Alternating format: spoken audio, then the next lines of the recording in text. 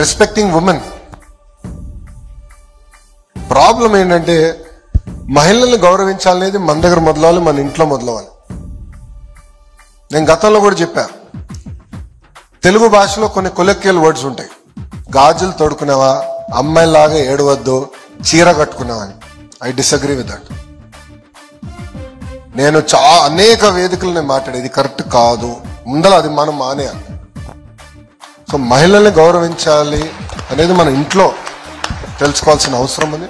మీరు చూస్తే first second grade పుస్తకాల్లో కూడా ఇంటి పనులకి ఫోటోలు ఉంటాయి. గతంలో అంతా ఆడవాళ్ళు చేసేది ఉంది, ఎందుకు ఉండాలి అట్లా? ఇప్పుడు నాకు చాలా చిన్న వయసులో పెళ్ళయింది. బ్రహ్మని నేను కలిసి అమెరికాలో చదువుకుంటూ కలిసి ఉన్నాం. 50% వర్క్ చేసేవాళ్ళం. 50 ఏం ఫీలింగే లేదు. అందుకే ఇప్పుడు టెక్స్ట్ బుక్స్ లో మార్చా. ఇప్పుడు first second class text books కూడా ఇంటి పనులు 50% ఆడవాళ్ళు 50, మగవాళ్ళు 50 చేయాలి. అంటే మహిళలను గౌరవించాలనేది సమాజంలో మార్పు రావాలని ఇంట్లో మొదలవ్వాలి.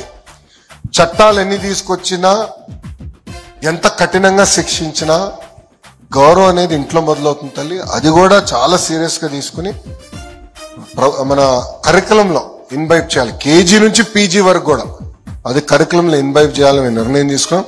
దాంట్లో భాగంగా స్కూల్ ఎడ్యుకేషన్ ఆల్రెడీ మార్పులు స్టార్ట్ చేసాం. Board of intermediate higher education కూడా we're going to take it very